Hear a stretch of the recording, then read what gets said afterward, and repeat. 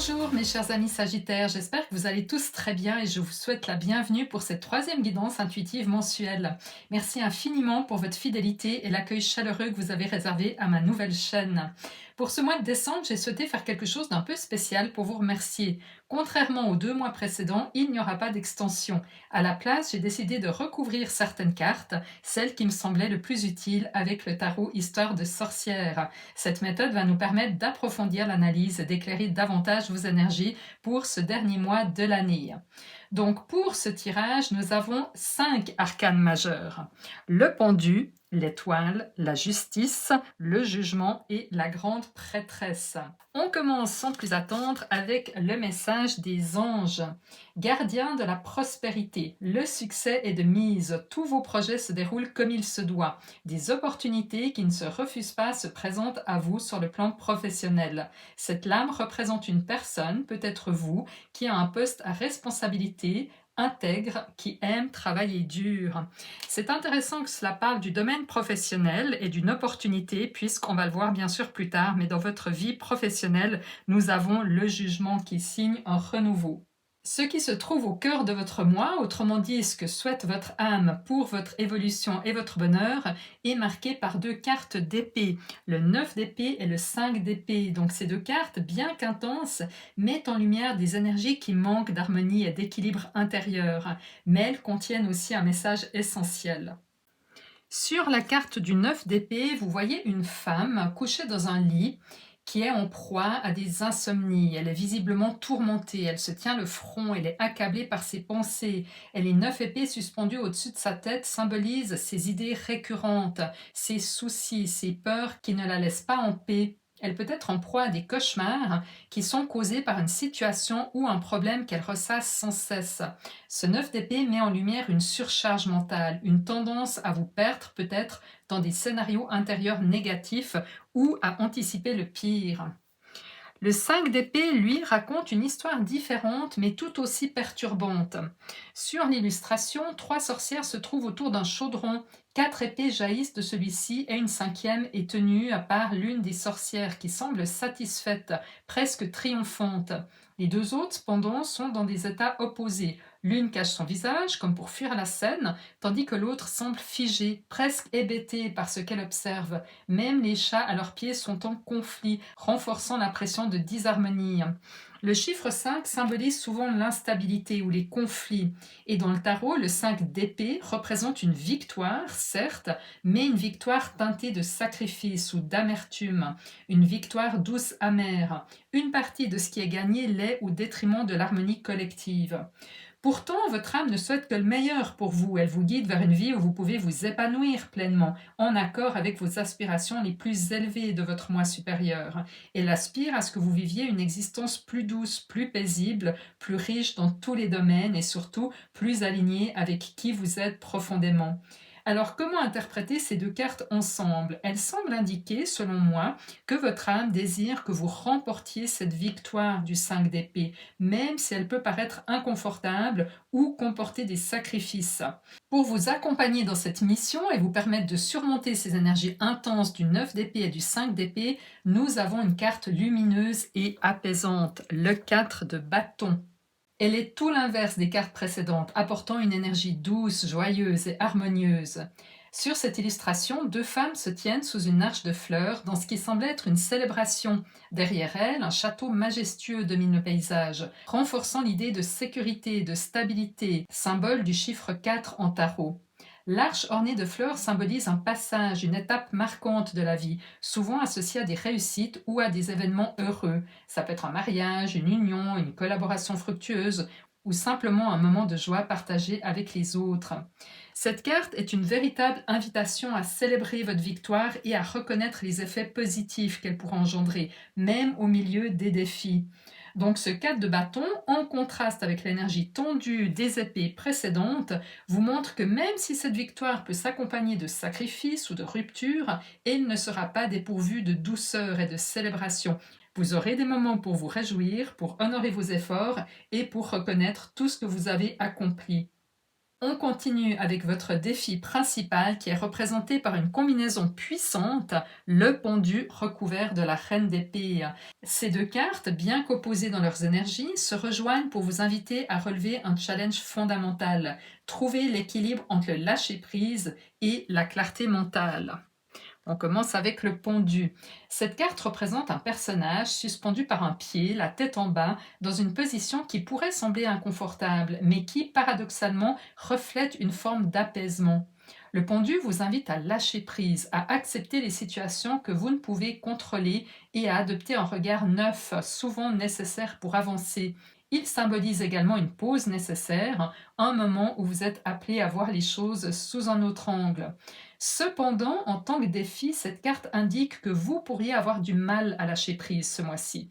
Peut-être êtes-vous trop attaché à une vision ou à un résultat précis, ce qui vous empêche de voir le potentiel positif qui pourrait découler de votre victoire évoquée précédemment. La reine d'épée, quant à elle, évoque la maîtrise du mental et la clarté intellectuelle. Assise sur son trône, elle est connue pour sa capacité à analyser les situations avec discernement, à trancher avec fermeté à l'image de son épée et à avancer avec un esprit clair. Elle est la représentation d'une autorité mentale et émotionnelle qui guide ses décisions. Cependant, dans le cadre de votre défi, cette carte révèle une difficulté potentielle à accéder à cette clarté mentale. Vous pourriez ainsi ressentir une confusion ou un brouillard intérieur qui rend complexe la prise de décision ou l'analyse d'une situation. Cette combinaison avec le pendu montre que le vrai challenge sera de ne pas vous perdre dans vos pensées ou dans un besoin excessif de contrôle, mais de permettre à une nouvelle perspective d'émerger. En position d'aide, nous retrouvons deux cartes porteuses d'espoir et de guidance, le chevalier de coupe et l'arcane majeur de l'étoile. Ensemble, ces cartes symbolisent une aide puissante et bienveillante. Le chevalier de coupe, représenté sur l'illustration portant une coupe, avance avec grâce et douceur. Son allure rêveuse reflète une personnalité guidée par ses émotions et ses intuitions. Contrairement à d'autres chevaliers, plus impulsifs ou rigoureux, le chevalier de coupe privilégie une approche sensible et fluide, faisant confiance à son ressenti pour avancer. Donc le message est clair, ce qui va vous aider, c'est votre capacité à écouter votre cœur et à vous laisser guider par vos émotions. Plutôt que de vous battre contre les situations ou de forcer les choses, cette carte vous encourage à embrasser une attitude plus calme, inspirée par vos élans émotionnels. Cela peut aussi représenter une aide extérieure, par exemple une personne douce et empathique de votre entourage qui pourrait vous soutenir ou vous inspirer à travers une approche sincère et bienveillante. En accompagnement du chevalier de coupe, nous avons l'arcane majeur de l'étoile, une carte puissante et lumineuse. L'étoile représente une énergie d'espoir, de guérison et bien sûr de guidance divine. Sur l'illustration, une sorcière accompagnée de son chat capte l'énergie qui descend du ciel et celle qui vient de l'eau, symbolisant une connexion parfaite entre les forces spirituelles, le ciel, et les forces émotionnelles, l'eau. Cette carte montre que vous recevrez une aide extérieure puissante, presque providentielle, pour surmonter vos défis. Parce que l'arcane majeur, comme l'étoile, évoque souvent des événements ou des énergies qui échappent à notre contrôle. Donc ici, l'univers semble vous rappeler que malgré les turbulences, vous êtes guidé, protégé et soutenu. Et vous le savez certainement, chaque épreuve que l'on traverse, chaque défi que l'on rencontre, cache un cadeau. Bien que ce cadeau ne soit pas toujours visible immédiatement, mais il finit toujours par se révéler avec le temps, parfois quelques semaines ou quelques mois plus tard. Pour vous, chers Sagittaires, ce cadeau est représenté par l'arcane majeur de la justice, une carte puissante et porteuse d'un message d'équilibre et de réparation. Dans le tarot, la justice symbolise l'équilibre parfait, le retour à une forme d'harmonie et de vérité. Cette carte, très positive dans ce contexte, peut représenter plusieurs choses selon votre situation personnelle. La justice des hommes. Pour certains d'entre vous, ce cadeau pourrait se manifester concrètement par une décision légale ou administrative en votre faveur. Si vous avez traversé une période d'incertitude ou de démarches complexes juridiques, professionnelles ou personnelles, cette carte indique que la résolution sera juste et alignée avec vos efforts passés. Vous recevrez ce que vous méritez et le verdict final sera équilibré et bien sûr en votre faveur puisqu'il s'agit du cadeau. Cependant, cette carte peut aussi symboliser la justice divine et porter un message spirituel puissant. Elle évoque la loi du karma, selon laquelle tout ce que vous avez semé dans le passé, vos actions, vos choix, vos efforts, vos croyances, finiront par porter ses fruits. La justice divine rétablit les équilibres, même après des périodes de troubles ou d'épreuves. Cette carte est donc un rappel que bien que certaines situations puissent sembler injustes ou déséquilibrées sur le moment, l'univers finit toujours par restaurer l'harmonie. La vérité et la justice triomphent toujours, même si cela prend du temps. On continue avec votre vie émotionnelle et sentimentale et nous avons la reine de Pentacle. La carte de la reine de Pentacle est une véritable invitation à la sérénité, à l'enracinement et à l'abondance émotionnelle. Sur cette illustration, on voit une femme majestueuse assise sur un trône décoré dans un cadre naturel et paisible. Elle tient un pentacle dans ses mains, symbole de matérialité et de richesse, mais elle est aussi entourée de fleurs, de verdure et d'un lapin blanc qui représente la douceur, la fertilité et la tranquillité. En matière de vie émotionnelle et sentimentale, la reine de Pentacle est une carte qui inspire confiance et réconfort. Elle montre une période où vous pourriez ressentir une profonde connexion avec vous-même et avec vos proches. Par ailleurs, l'environnement naturel de la carte reflète une invitation à ralentir, à vous reconnecter à des plaisirs simples et à apprécier les moments de calme. Cela peut également suggérer que passer du temps dans la nature pourrait renforcer votre équilibre émotionnel durant ce mois de décembre. On poursuit avec votre vie professionnelle et financière où nous avons deux arcanes majeurs, le jugement et la grande prêtresse. Donc ce mois de décembre place votre vie professionnelle et financière au centre de votre parcours. Je pense en lien direct avec votre mission de l'âme et le défi que vous traversez. Ces deux arcanes majeurs, le jugement et la grande prêtresse, reflètent une transformation profonde et une opportunité d'éveil, guidée par une intuition affinée et une connexion spirituelle. On commence avec le jugement qui est un appel à la transformation et au renouveau. Sur cette illustration, on voit l'archange Gabriel qui sonne de sa trompette, symbolisant un appel divin à sortir de l'ombre, à laisser derrière vous ce qui n'a plus lieu d'être et à renaître. Les trois personnages qui se réveillent représentent ce moment clé où l'on se reconnecte à son essence, à sa véritable mission. Dans le domaine professionnel et financier, cette carte est le signe d'un renouveau puissant. Elle pourrait par exemple indiquer un changement majeur, une nouvelle opportunité professionnelle, ce qui irait tout à fait avec le message des anges, une décision qui change la donne ou une renaissance après une période stagnante. Ce renouveau peut aussi se symboliser par une reconnaissance. Vos efforts passés pourraient enfin être reconnus, vous propulsant vers un niveau supérieur. Et enfin, un appel de l'âme. Peut-être sentez-vous une envie de vous réaligner avec une carrière ou un projet plus en phase avec vos valeurs profondes. La grande prêtresse, elle, est une carte d'introspection, de connexion spirituelle et d'intuition. Vous voyez sur cette illustration cette femme entourée de runes, d'une boule de cristal, de cartes et de livres qui témoignent son savoir et sa capacité à percevoir ce qui échappe à l'œil nu. Dans le contexte professionnel et financier, elle vous invite à faire confiance à votre intuition. Ce mois-ci, vos choix financiers ou professionnels ne devraient pas se baser uniquement sur des faits tangibles. La grande prêtresse vous rappelle que vous possédez une sagesse intérieure, capable de vous guider vers les bonnes décisions, même si elles semblent contre-intuitives ou peu logiques. Cette carte vous invite aussi à prendre le temps de réfléchir. Elle vous encourage à ne pas agir dans la précipitation.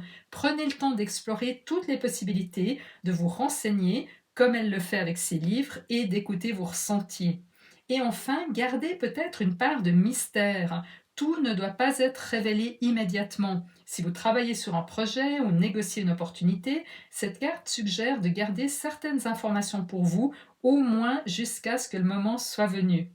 En lien avec le jugement, cette carte renforce l'idée que vous êtes sur le point de vivre une transformation, mais elle vous demande de naviguer avec discernement en vous appuyant sur votre sagesse intérieure. Ces deux cartes s'inscrivent parfaitement dans le fil conducteur de votre tirage.